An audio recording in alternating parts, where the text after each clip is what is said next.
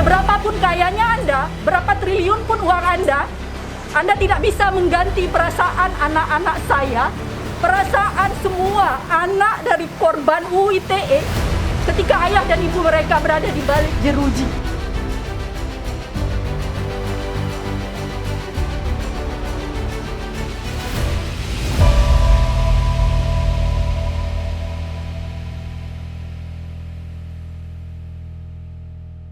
Assalamualaikum warahmatullahi wabarakatuh. Waalaikumsalam warahmatullahi. Kembali lagi bersama kami di channelnya Saatnya Bicara.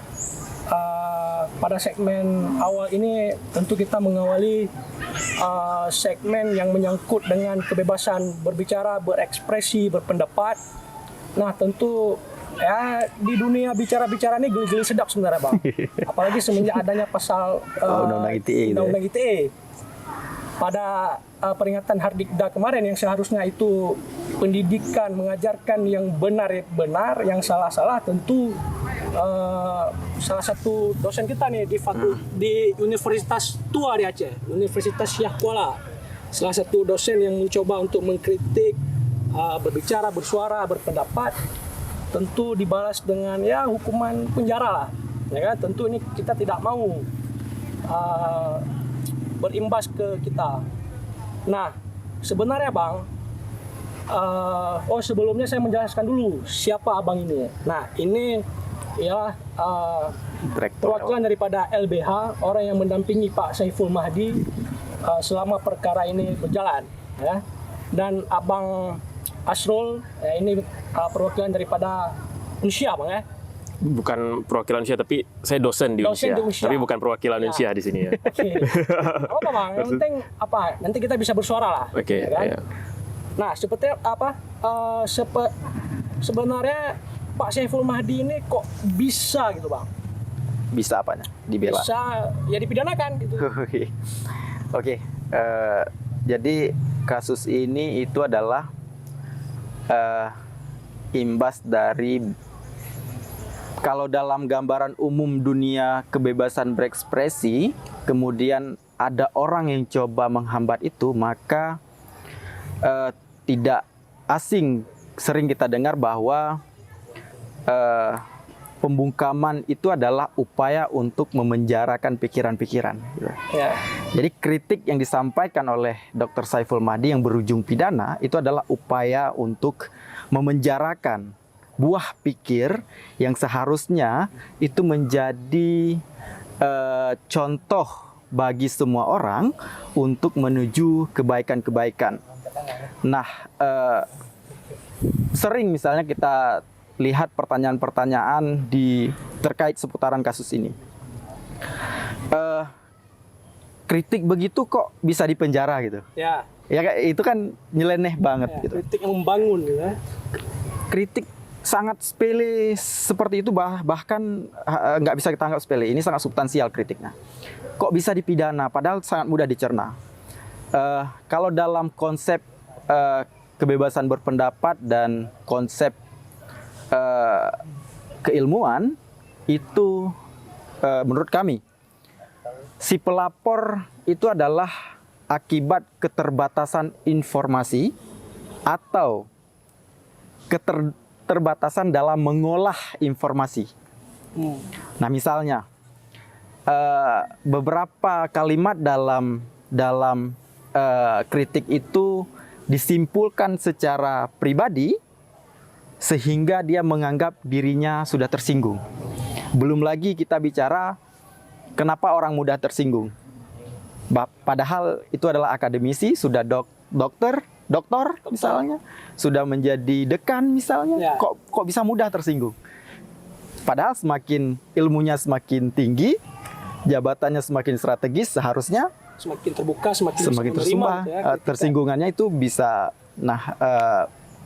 bisa terhindar lah. Ya, ini malah baper gitu kan. Tapi sebagai warga negara, beliau punya hak untuk melapor. Tapi sebagai instansi pendidikan ya semua orang harus sadar bahwa setiap kritik itu sebenarnya adalah menjadi data untuk kajian-kajian lebih lanjut, bukan malah memangkas dan memenjarakan gitu kan. Terus ada pertanyaan lain nih Bang, menyangkut dengan LBH sendiri. LBH ini kan lembaga bantuan hukum yang seharusnya dia itu hadir di orang miskin, buta hukum, sama tertindas, ya kan?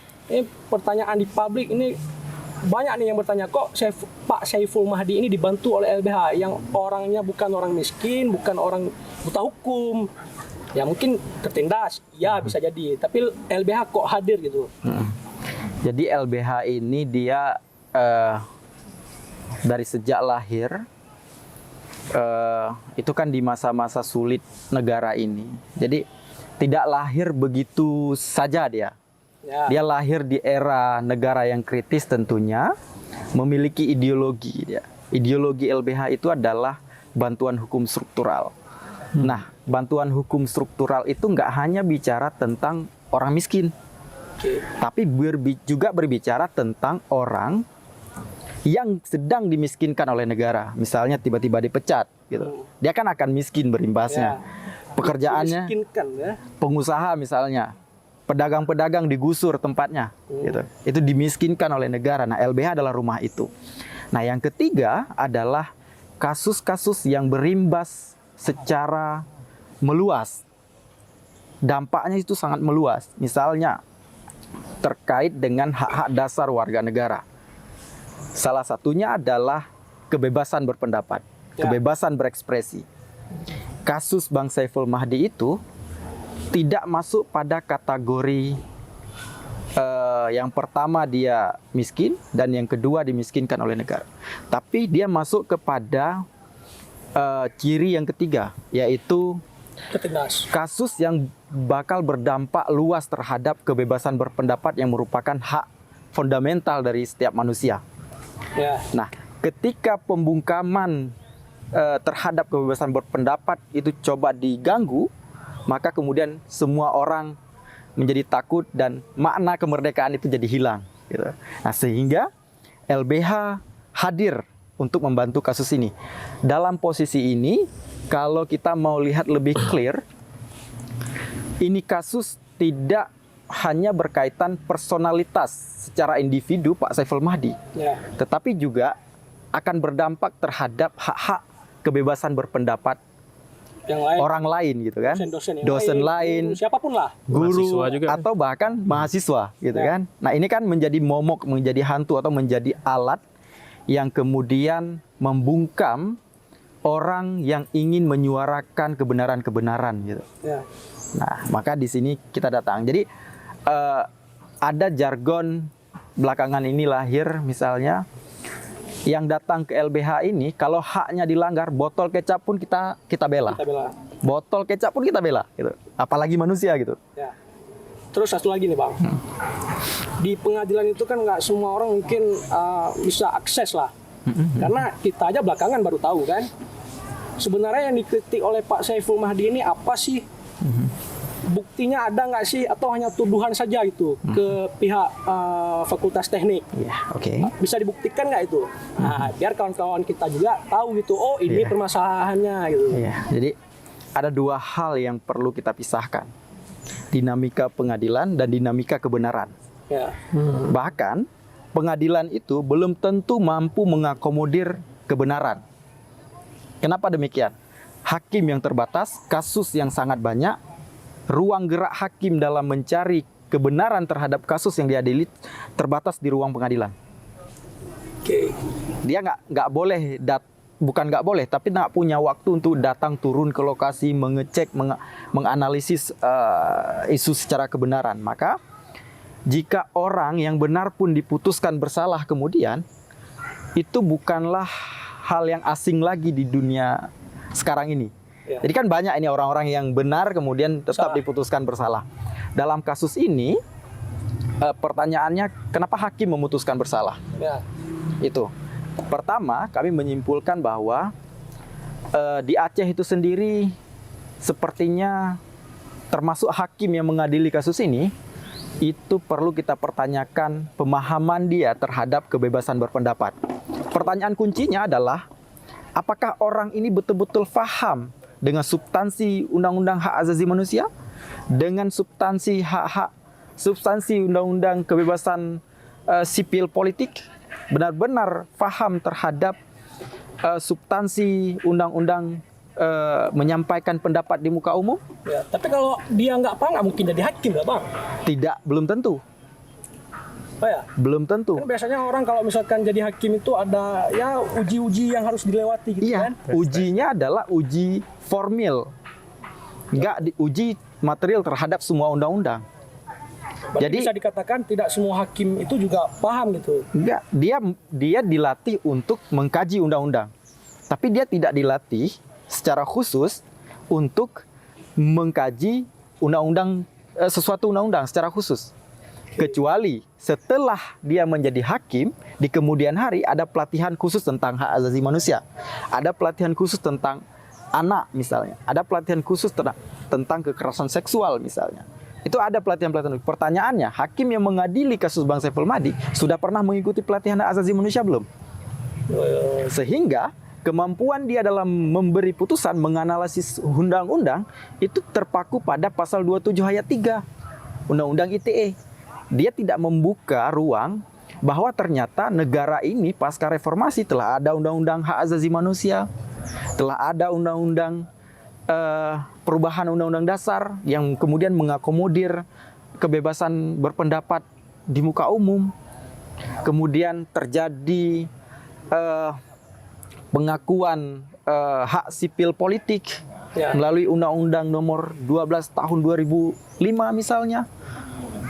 Nah, ini kan harusnya menjadi ruang lingkup kajian yang tidak bisa dipisahkan karena ini juga undang-undang gitu. Jadi undang-undang jangan dipahami undang-undang pidana saja. Ya. Nah, itu. Nah, sehingga keterbatasan itulah yang membuat kadang-kadang palu yang diketok oleh hakim itu belum memenuhi unsur keadilan. Oke. Nah, Kita tarik sedikit ke belakang nih bang. Oke. Sebenarnya apa yang dikritik oleh Pak Saiful Mahdi sendiri? Oke. Nah, sehingga ya hari ini Pak Saiful Mahdi dilapas. Jadi di kasus ini sangat complicated. Tapi sebenarnya tidak serumit perbuatan sehingga sampai pada pelaporan pidana. Oke. Kenapa demikian? Bang Saiful Mahdi, Dr. Saiful Mahdi sebagai akademisi, sebagai ahli yang expert di bidang statistika, dia mencoba melihat ruang yang disediakan oleh negara melalui tes CPNS untuk dikaji sudah tepat atau tidak, sudah benar atau tidak, sudah membuka ruang perekrutan yang bersih tidak, bebas KKN tidak. Dari pertanyaan dasar itu kemudian beliau menganalisis nilai dari peserta tes CPNS secara keseluruhan. Oke. Tidak hanya fakultas teknik. Semua berarti. Semua. Seluruh unsiah dia kaji. Kemudian kejanggalan yang sangat menohok itu terdapat di fakultas teknik jurusan teknik industri. Program studi. Dari semua prodi. Dari semua prodi. Yang paling terjadi kesenjangan gap itu adalah di jurusan teknik industri. Program studi. Program studi teknik industri. S1 teknik industri. Jadi kenapa demikian? Ada satu orang yang mengikuti jalur cum laude, nilainya itu lebih rendah ketimbang orang-orang yang mengikuti di jalur umum. Oke. Harusnya yang jalur cum laude itu kan Lebih pintar. orang yang berprestasi, lebih pintar, lebih dari segala-galanya, sehingga dia dinobatkan sebagai orang yang menyandang predikat cum laude atau unggul gitu kan. Ya. Sedangkan orang yang ikut jalur umum itu adalah orang yang tidak cum laude, orang yang biasa saja, orang yang tidak diberi penghargaan oleh kampus, namun nilainya bisa lebih tinggi. Bahkan 100 poin di tingkat tes SKD, tes objektifnya itu 100 poin lebih tinggi ketimbang yang jalur cum laude. Nah, berangkat dari situ kemudian kajiannya pertanyaan-pertanyaan ahli ini kan kemudian bermunculan sesuai dengan fakta yang didapatkan. Ketika ada fakta yang begini, kemudian timbul pertanyaan lagi, siapa ini orang gitu. Ya. Ketika dikaji, ini orang adalah lulusan Teknik Industri Unsyah. Master S2-nya di situ. Iya, Master Teknik Industri Unsyah. Yang akreditasinya pada waktu dia kuliah Waktu itu tes itu. statusnya C. Prodinya. Prodinya C. Teknik Industri. Sedangkan syarat orang bisa ngikuti di jalur cum laude itu harus akreditasi prodinya, jurusannya itu A. Prodinya. Oke, berarti dari segi rekrutmen saja sebenarnya dia sudah gagal. Seharusnya dari sejak Ya. di administrasi dia digugurkan. Dia harusnya ke formasi umum, nggak boleh ke formasi cum laude. Nah, Walaupun dia itu cum kan. laude karena syarat administrasi. Iya, karena itu kemudian lahirlah kata-kata apa istilahnya bukti determinisme teknik mudah dikorup gitu. Ya. Kalau kita pahami determinisme teknik mudah dikorup bukan menuduh fakultas teknik Korupsi Korupsi tidak. gitu. Ya. itu kan orang yang baru kuliah semester 1 sosiologi sudah paham itu. Saya SMA paham tuh Bang. Oke. Kamu kok telat? Ya maaf Bu, kamu ini namanya korupsi waktu. Iya, Ya, kan? nggak sesuai dengan ketetapan waktu Ya. itu. Ini kan ketika determinisme atau ketetapan syarat yang udah ditentukan kemudian di break out atau di apa istilahnya dilanggar tapi dia tetap lulus, itulah makna korup, makna rusak gitu. Ketetapan teknologi itulah yang rusak.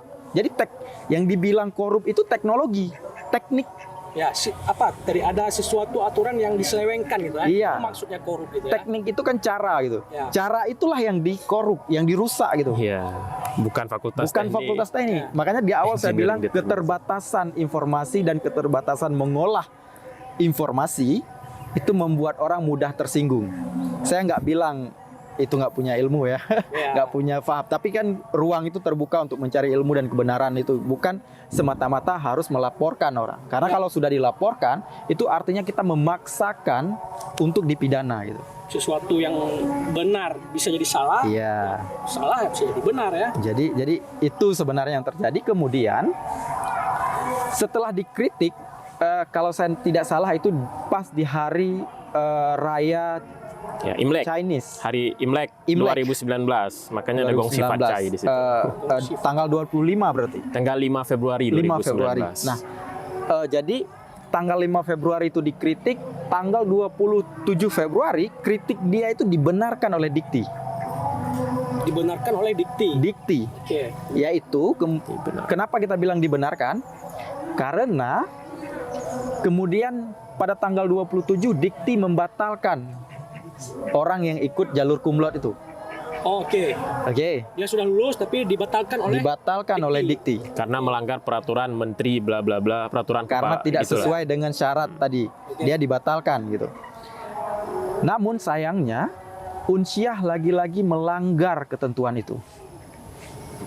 Tanggal 27 dibatalkan, 28 tetap dilantik.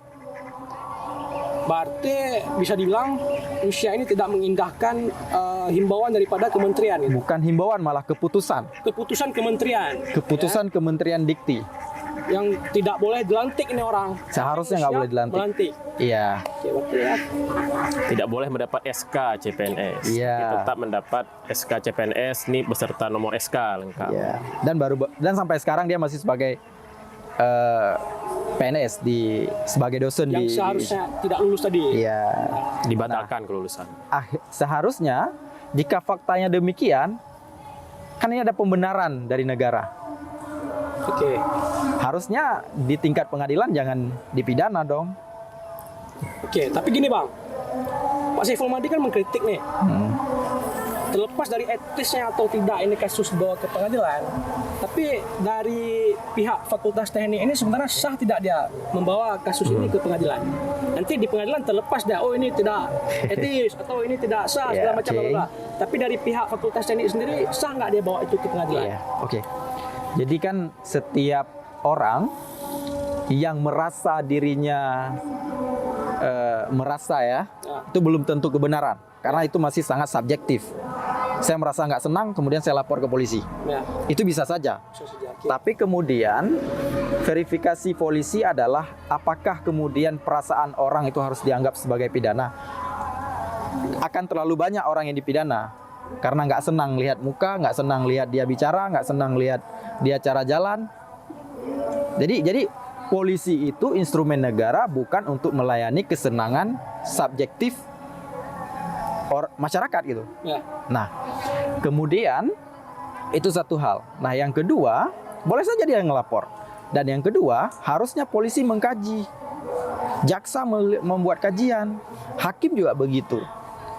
Yang dikritik itu bukan personalia dia sebagai Taufik Saidi sebagai pelapor. Oke. Bukan pribadinya. Bukan ya? pribadinya, personal. tapi adalah Instansi. komoditas dia, instansi dia, jabatan dia yang tidak bisa ditarik ke personal dia. Karena yang direkrut pada waktu itu yang dikritik adalah bukan perekrutan sekretaris pribadi Taufik Saidi, Ya. tapi perekrutan dosen Fakultas Teknik. Itu skema negara, Oke. untuk negara, bekerja untuk masyarakat, bukan untuk Taufik Saidi. Oke. Nah, itu pada prinsip itu. Kemudian kalau kita lihat dalam unsur pasal misalnya, pasal 27 ayat 3 Undang-Undang ITE itu sendiri ini kan sangat karet ya. Ya. Karena sangat karet itu dia kemudian diuji materi oleh masyarakat sipil ke Mahkamah Konstitusi. Hasil uji Mahkamah Konstitusi itu menyebutkan bahwa pasal 27 ayat 3 itu tidak bisa dilepaskan dari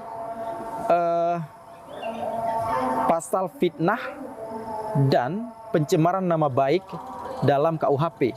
Kalau kita lihat pasal fitnah dan pencemaran nama baik itu ada di pasal 310 dan pasal 311 KUHP. Oke. Pasal 310 itu ada 3 ayat ya. Yang pertama pencemaran nama baik dan fitnah secara lisan, yang kedua secara tulisan, dan yang ketiga adalah pembenaran terhadap ayat 1 dan ayat 2.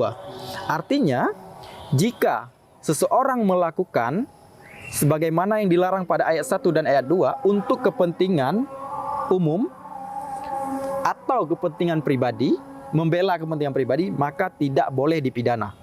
Itu satu hal. Mari kita uji. Yang dikritik oleh Dr. Saiful Mahdi itu adalah kepentingan pribadi atau kepentingan umum. CPNS itu kepentingan pribadi atau kepentingan umum? Oke. Itu kepentingan umum, jelas itu. Itu adalah fasilitas umum, terbuka untuk umum, disediakan oleh negara, instansi-instansi bukan milik Taufik Saidi. Ya. Kan itu Universitas Syawala Fakultas Teknik itu kan bukan milik Taufik Saidi. Ya. Gitu. Itu sehingga seharusnya pasal 27 ayat 3 yang didakwakan terhadap Dr. Saiful Mahdi itu gugur dengan sendirinya. Ya. Gugur dengan sendirinya, nggak cukup dia unsurnya. Itu satu hal. Yang kedua, pasal 27 ayat 3 itu adalah barang siapa seseorang menghina seseorang. Kalau kita lihat dalam pasal 310, 311, 310 KUHP. Barang siapa seseorang menghina seseorang gitu. Seseorang itu adalah individu. Ya. Seseorang dia. Yang dilakukan oleh Dr. Saiful Mahdi itu terhadap individu Taufik Saidi atau terhadap komoditasnya. Bahasanya jelas, jajaran pimpinan Fakultas Teknik. Ya. Nah, bukan individu, jajaran pimpinan Fakultas Teknik itu nggak satu orang. Nah, itu terbukti di pengadilan misalnya. Dia menyebutkan bahwa bukan saya sendiri di Fakultas Teknik itu, pimpinan Fakultas Teknik itu. Kemudian pertanyaannya adalah, apakah Anda diberi kuasa oleh jajaran yang lain sehingga melaporkan ini? Juga nggak diberi kuasa. Oke. Artinya dia beranjak atas nama individu. Nah, bukan atas nama kelompok. Seharusnya pasal ini gugur dengan sendirinya. Oke. Ini kita sudah panjang lebar menjelaskan dasar permasalahan dari Bapak Saiful Mahdi, ya kan, dari lembaga-lembaga hukum. Memang sedikit kita jelaskan supaya orang paham dulu gitu. Iya, nah, baru penting kita itu. masuk ke dari pihak Kondisi kampus itu. kondisi kampus bagaimana. Inilah orangnya nih kan, orang dalam. Kita tahu dari orang dalam gitu kan. Sebenarnya Bang, rekrutmen CPNS yang dilakukan oleh usia di 2018 itu seperti apa mekanismenya? Baik, terima kasih Zia. Saya dosen di Fakultas Teknik ya di Universitas Syah Kuala. Kalau ditanya mengenai mekanisme rekrutmen waktu itu, saya sebenarnya juga terlibat dalam rekrutmen itu sebagai pembuat soal SKB ya.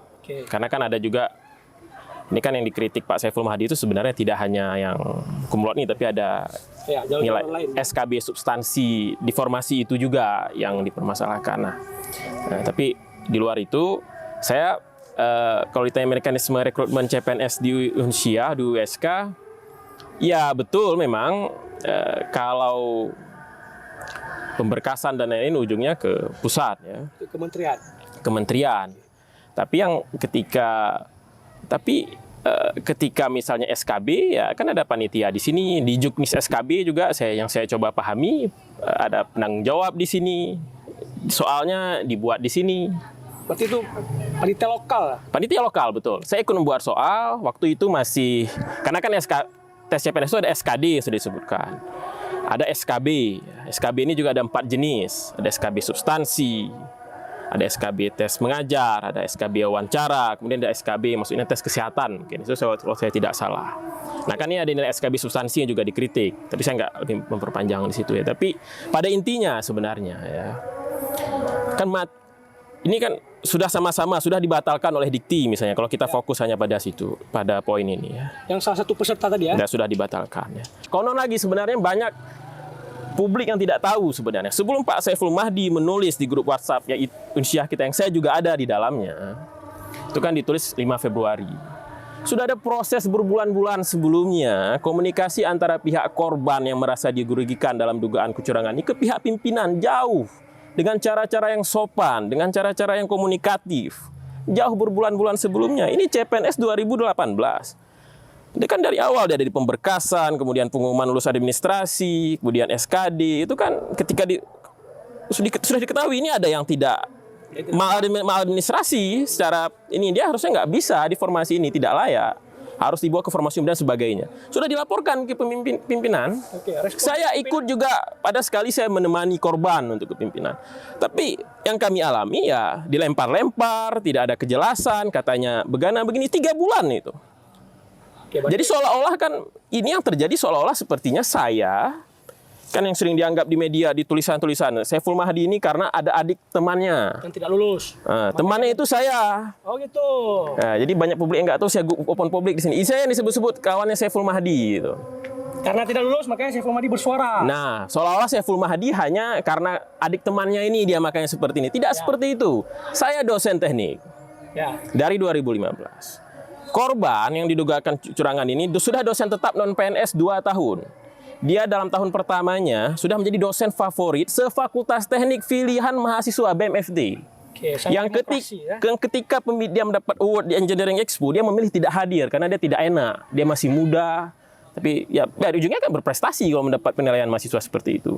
Orang tua saya dosen di FKIP, wakil dekan 8 tahun di Unsyah. Untuk apa kami cerita ke Saiful Mahdi? Saiful Mahdi itu tahu sendiri. Pengumuman tes ini itu sudah Januari, Saiful Mahdi menulis Februari. Pengumuman akhir ya, kalau pengumuman seleksi dari berkas yang sudah itu sudah sebelumnya kan sampai sebelumnya SKB. Dia mencari tahu sendiri. Ya, itu kan bagian ini kan data publik, datanya bisa diakses. Ini kan dan kemudian ya berlanjutlah keanehan-keanehan yang makin berlanjut ini ya itu. Pokoknya pada intinya saya sebenarnya ya ini pembiaran ini adalah matinya akal sehat juga. Ya. Oke, cuman ya gimana kita itu kadang mau bersuara keras pun ya kami juga hari ini mulai khawatir. Betul. Dosen kerabat Pak Saiful Mahdi pun saya telepon, ayo kita bersuara, ya coba cari orang lain gitu katanya. Betul. Mereka pun sudah sehat. Nah dari LBH mungkin bisa disampaikan ke dosen-dosen, ke guru, ke siapapun ya untuk tidak takut bersuara, ya kan? Kita atas nama kebenaran benar, atas nama salah ya salah itu. Betul. Nah, ini imbasnya jauh nih Bang ke depan.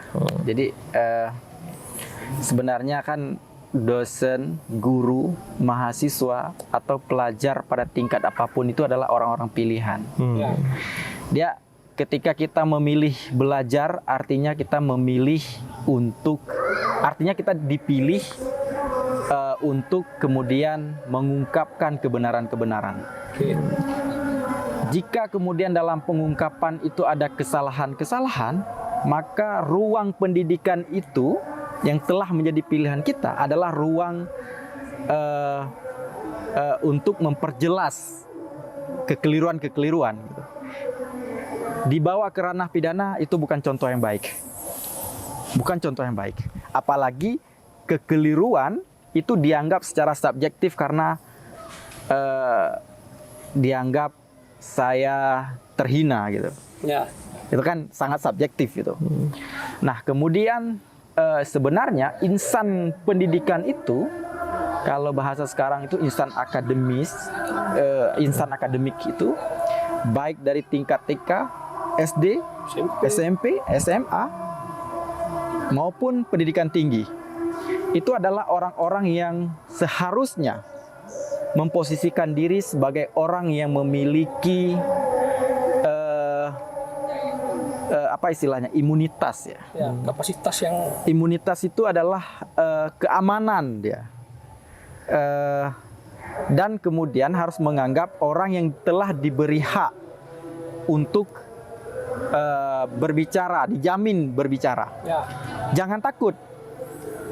Kalau memilih takut, itu malah dia telah menggugurkan segalanya, termasuk posisi dia yang telah dia pilih dari awal sebagai insan dunia pendidikan. Ya.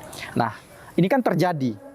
Di kasus Dr. Saiful Mahdi itu sedikit sekali dosen yang mau secara nyata dia bicara. Bisa kita hitung, hanya 4 orang.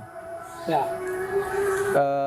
4 orang tambah Asrul dan salah satu yang calon tes PNS itu Trisna. Mungkin yang Jadi lain 6 orang. Yang lain mungkin kirim doa, Bang. Ya, karena diam adalah selemah-lemahnya iman. Iya. Jadi dia juga bagian dari perjuangan. Bahasanya adalah memang saya mendukung tapi saya tidak bisa muncul ke depan. Oke.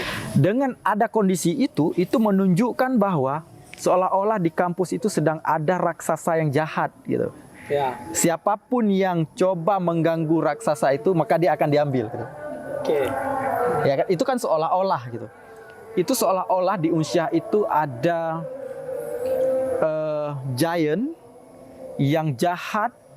Jika seseorang mencoba mengganggu giant itu, diambil, Oke.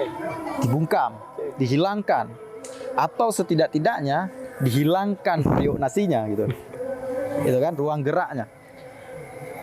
Tidak ada hal lain yang bisa dilakukan oleh dosen dan insan akademik. Oke. Ini mengingat waktu juga hampir Iya. maghrib nih, Bang. Oh, iya. Optimis nggak amnesti presiden keluar? Optimis lah. Optimis, Orang baik, dikelilingi orang baik. Oke, saya juga Apa yang- ikut membantu untuk menyuarakan amnesti agar keluar.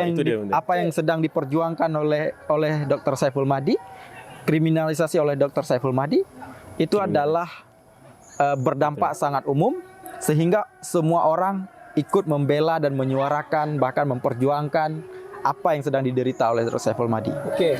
Kalau kasus personal kan nggak akan ada orang yang bantu. Ya. Itu ya. jelas, clear tuh. Kami sangat yakin Oke. dengan itu. Kemarin 38 akademisi dari Australia Iya. sudah menandatangan agar presiden mengeluarkan amnesti gitu ya. Dan diikut oleh 50 organisasi dari luar maupun dalam negeri. Nah, khusus dari saya untuk Bapak Presiden yang mulia, jika kebenaran dan kejujuran yang kita sampaikan berakhir di penjara, bukankah ini melawan semangat kita bersama untuk menjadikan Indonesia yang lebih maju, makmur, sejahtera, dan pastinya tegaknya keadilan. Jadi, wahai Bapak Presiden yang mulia, dengarkanlah suara kami, anak muda dari Aceh, ya bisa dibilang awam juga kita, Bang. Ya kan? Oke, terima kasih. Kita berjumpa lagi di segmen yang selanjutnya. Assalamualaikum warahmatullahi wabarakatuh. Waalaikumsalam warahmatullahi wabarakatuh.